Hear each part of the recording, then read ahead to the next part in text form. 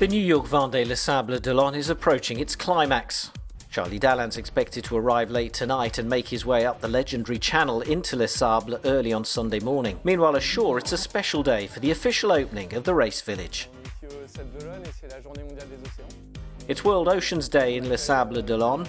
Along with NGO Surf Rider Foundation, we're using our passion for sailing to raise awareness of the environment and the oceans amongst children here. Ocean protection organisations, the Water Family, Flocon à la Vague, Surf Rider Foundation and the French Institute for Ocean Science were raising awareness of water conservation. Meanwhile, with the wind behind him, Boris Herrmann continues his descent towards France, where he's expected on Sunday afternoon. The battle for third place will be between Jérémy Bayou, Thomas Rouillant and Sébastien Simon, who lead the group of boats who'd gone furthest south. Their windward climb along the Iberian Peninsula. For the moment, I'm doing well. Thomas is still around 40 miles downwind of me, and Sébastien is also around 40 and 50 miles behind. I can't wait for this to be over. We're approaching the high with a big reaching leg to the finish, which will be great fun. We're heading north, with Portugal to our east and the Azores to the west.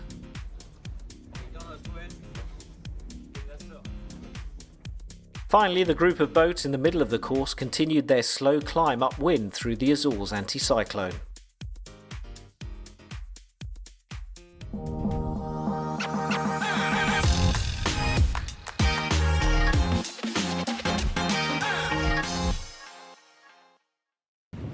So relatively sedate speeds coming in here. As I say, was doing 23, 24 knots over the course of this final afternoon of this race. Macif Santé Prevoyance, this Verdier design boat, which was launched in last year. Much more of an all-rounder, as considered to be by many of his contemporaries. More of an all-rounder than the Sam Manward boats under the Fino Conch Antoine Koch designs. And some say that was or has been the key to him getting away through the low pressure trough back on that critical between last Sunday and last Monday. This little low pressure trough was moving eastwards at round about the same speed as the fleet, and Boris and Charlie were most to the north, and both of them broke through, and really big breakaway, big escape for them. Boris, for those of you who've been watching the race, went up to the far north. Charlie very much stuck to the middle ground, and just sailed a confident middle ground course. Sailing the percentages, never really troubled.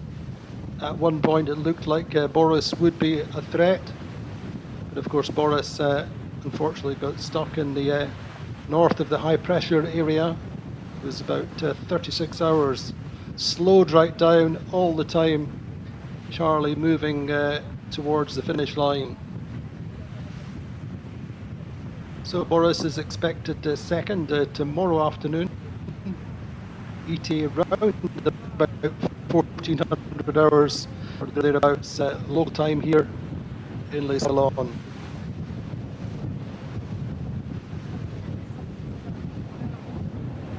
So Charlie was fourth on that outward race. Had a technical problem just at a key moment really in the one low pressure system. He and Johan Richomme were negotiating the just north of the centre, and Charlie had some problems, technical problem with his rudder, had to slow down, and Johan escaped there and went on to win that race.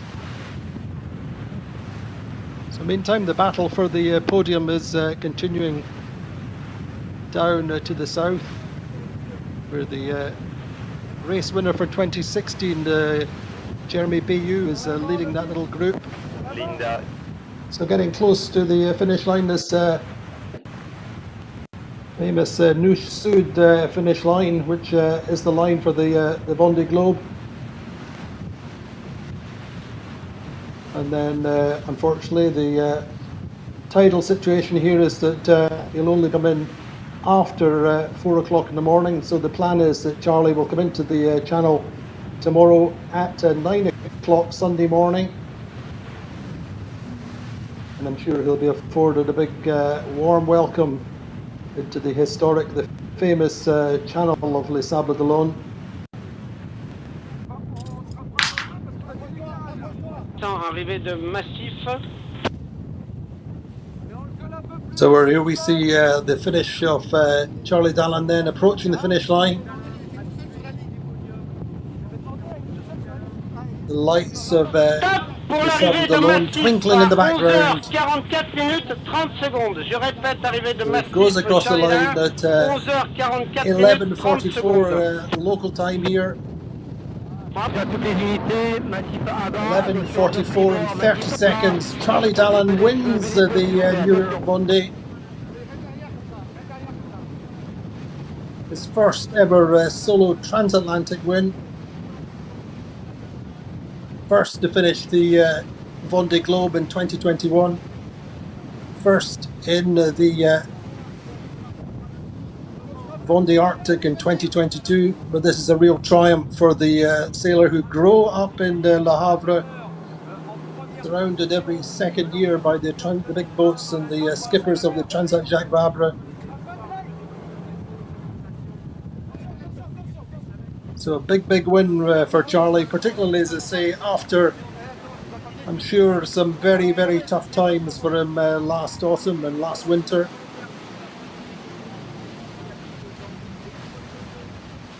Once again, as he did on the Vendee Globe, he's really modulated this race beautifully. We did set out from New York, saying in Brooklyn just before the start that this was one he wanted to win and he'd be pushing hard. Ironically, on the outward Transat CIC race, he had said that that was a race that he really had to finish to ensure his qualification for the Vendee Globe, and he did that, and now he has won the New York Vendee. His race team join him, the team from Merconcept, which manage the Macif sailing program.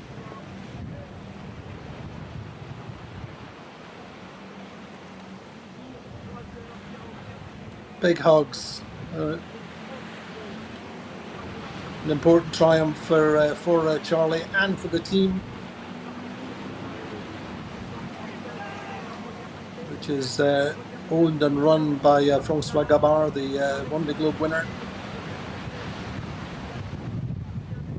Charlie's been with the Macif sailing program since 2014. In Le Solitaire, joined us, or was selected for the Skipper Macif program way back then. So more than 10 years with the Macif, this French insurance giant.